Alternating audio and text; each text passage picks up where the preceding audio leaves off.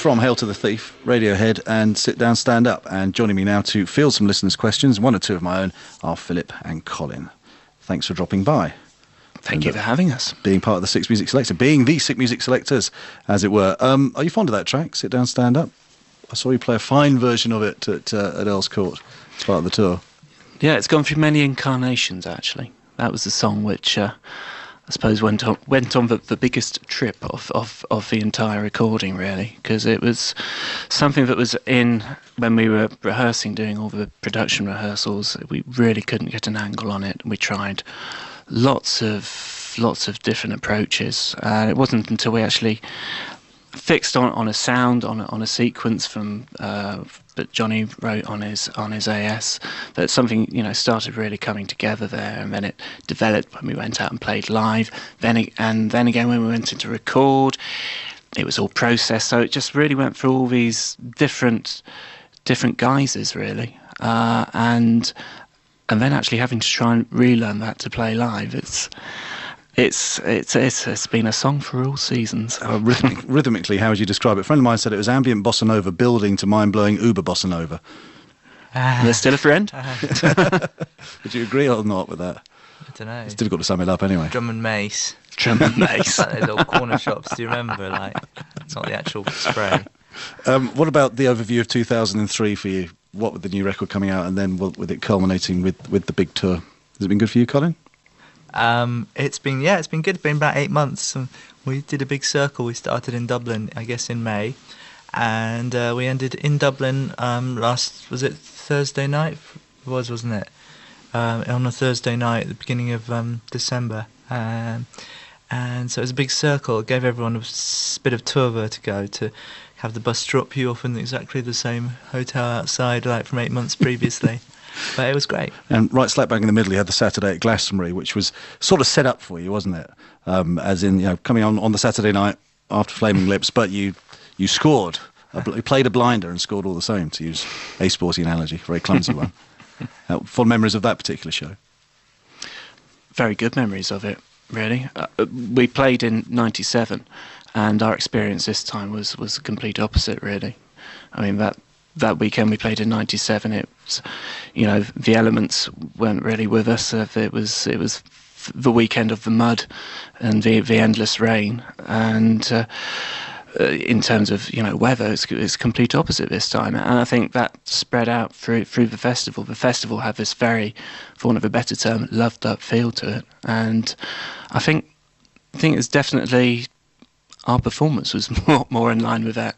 We didn't have that kind of strung out tension that we had in '97. You'd agree with that, Colin? Yeah, definitely. Yeah, it was part of a series of good shows that we'd done, like in Germany and France and stuff. I wanted to crack on with some of the listeners' questions before we have a session track from Johnny and Tom. For these random questions selected from several hundred from 25 different nations from Six Music listeners. For example, Mel Sanders said this could be short or long answers. What, if any, if Jeff Buckley's Jeff Buckley's influence on the band? I don't think there's really an influencer. I'm not aware of one. I guess it's when you hear like a band of people playing a song, but in a very sort of loose way, but creating a beautiful sound, but it's not like all tightly drilled, and that's what his group had, and the way that it complemented the voice and the way the instrumentation struck harmonies off the voice, because it was such a beautiful voice, and we're sort of lucky to be working with someone with such a beautiful voice as well, that it gives you that sort of weight and stuff. So I guess that for me that would be the influence. Chris Birdsall says, corporate question, having completed your EMI deal, what's next? Time off. It's a good answer. We get our golden handshakes, of course. Oh, really? Subject to the shareholders' inquiries. What was the hardest album to create and why? Asked Kieran. Kid A, for me. Just a difficult a long one. Yeah, it took a very long time to make, and it's also, I think we were dealing with an awful lot of accumulated stresses and tensions from Pablo Honey through to OK Computer, really, and they kind of worked their way out through that record. Mm-hmm. Yeah. Armando, here's a nice open-ended question for you. What are you excited about right now? Colin? Thank you very much. Philip's excited about passing the buck Colin's way. Nice outfit I'm wearing, but I wouldn't put it that strongly. But what excited about right now? Personally, I guess musically or culturally or musically, excited about getting a list of top 10 new electronic music things of the year from a friend's company in Manchester to listen to and enjoy. And what else culturally? A friend of mine doing an exhibition in Chicago in landscape photography with some very famous Japanese photographers. That's it, really. Final one before we hear a session track. Are there any of your songs that have come out purely from jamming, asks Anthony?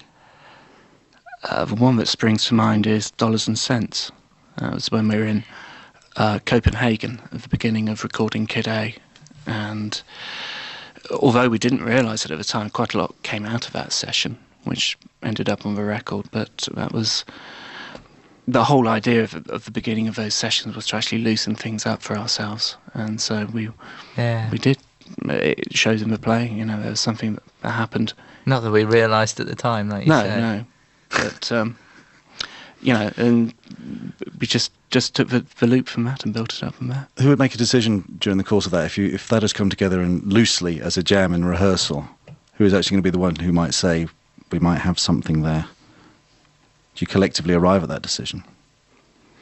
I suppose initially, Nigel has a good take on it because he has a very good overview. Nigel Godrich, who's in the studio, but I think we all know really. There's something that's there's generated excitement between us when we're playing, and that's something that's good to follow on really. Okay, more questions on the way. Let's have a session track recorded by Johnny and Tom for Six Music. It's Six Music, and we have Philip and Colin here from Radiohead, answering some listeners' questions as part of Six Music Selector, Radiohead all Christmas week. I move on to a question from, here's an interesting one from Jason Henderson. Will there ever be a B-side stroke unreleased collection, possibly in a box set form? That would be an exciting thing to compile if there were to Coffin-shaped. Would that seem like a wrong thing to do, a final thing to do, to sort of pulling together? There's so much stuff, isn't there? B-sides, we've always spoken about a B-sides album because there are a lot of tracks there which we've put a lot of time into that we're pleased with the outcome of them. We wouldn't want them to be completely lost. As for stuff that's not previously been released, we've really had to raid the vaults for B-sides, haven't we? Nothing there, I'm afraid. There's a Mother Hubbard scenario. Josh and many others asks, what does the guy say in the Just video? Here's a frequently asked question. What's your frequently given answer to that frequently asked question? People want to know. I think people should make up their own minds, is what he said. Yeah. Any good suggestions? I think we need some good suggestions now for new answers on that question. Anthony Holly asks, which song varies the most when played live? Which one are you most likely to jam through, I guess? I'd say it's probably songs like Everything in Its Right Place or The Gloaming, because Johnny and Ed are capturing loops of what we've been playing. So what do you guys do when they're doing that? We go Worry. off. Yeah. Because people do wonder what it's like being to call you the rhythm section is simplifying it somewhat, but there you are. You are bass and drums, percussion, and therefore when so many things are going on, so much experimentation, so much technology is going on. Sometimes, do you ever get scared and wonder what on earth's happened now? You just ask for it not to be in your monitor, don't you, frankly? I mean, it's bad enough the audience have to listen to that dreadful arrhythmic racket. The rhythm section sticks together. That's why I stand so close to Phil. If I What do you venture do? beyond 2 meters, I haven't got a chance, have I? I've noticed Exclusion that. zone. Okay, It's a jungle out there, isn't It it? is. Keep it real, you two. Do you go back and listen to Pablo Honey, and what do you think of it now? Asked Brittany. No. And it's a debut album, really, wasn't it? Obviously, but there's potential on it, but in the record, especially coming back to tracks like Creep now. But I don't think we'd really found our true voice at that point. What do you think of the Darkness's cover of Street Spirit? Asked Sally. I've not actually heard it. I think you have to see them live to hear it. I mean, I don't think it's been committed to record yet. Right. How do you see? Well, it would have been the only chance then would have been at Glastonbury. Jamie Cullen's version of High and Dry, have you heard that? No. It exists in live form. Jamie who? Well, that's show business. He's the jazz Yes, person, he's the isn't young kid on the block in the jazz he? world. Great. That's very well, flattering. He does High and Dry. This is very flattering, and we don't play it anymore, so at least we're making some PRS Okay. out of it. Kevin Hodgson asks, would you release singles or rare material online for free? There's not a please at the end of that, but that's just a general request as whether you'd consider doing that. Well, it's the kind of thing that magazines do when they give something away to like sell you like this, and those sort of Marshall Cavendish knitting instalment magazines, isn't it? I don't think you'd do that really. Probably not. No. Not talking about a flexi disc as such, but that'd be nice. Who for? Well, no. That'd be a nice thing to think of in terms of A promotional device. bring back the flexi What's disc. in it for us? Well, is that for free? What are they going to get out of I that? was reading that record vinyl sales, they've sold a lot more vinyl, like up from 50, 70 odd to 200,000 this year or something. So I think, yeah, so to answer your question, yeah, anything vinyl would be great, wouldn't it? Yeah. Okay, I think we're done for the listeners' questions. I might have one or two of my own. Actually, one thing I wanted to ask about, of all the towns you played, do you remember which town it was which had the worst clap-along when it came to We Suck Young Blood? Who went out of time on that? Did it ever That's happen? me every night, I'm afraid. Again, that's the thing. That's the thing to be thrown at you. Well, Tom says, I know it sounds a bit cheesy, but I want you all to clap along. And lo and behold, everybody does. For the rhythm section, you think they're putting it in the hands of several thousand amateurs. No, that's the people on the stage. Come on. No. Basically, everyone except the audience. There's a very special connection with the audience, I think, which I know you've always had to some extent, but even more so on this tour, for what I could see. Were you getting that on stage? Were you getting that sense of excitement from every sort of first chord, every first note that you're playing?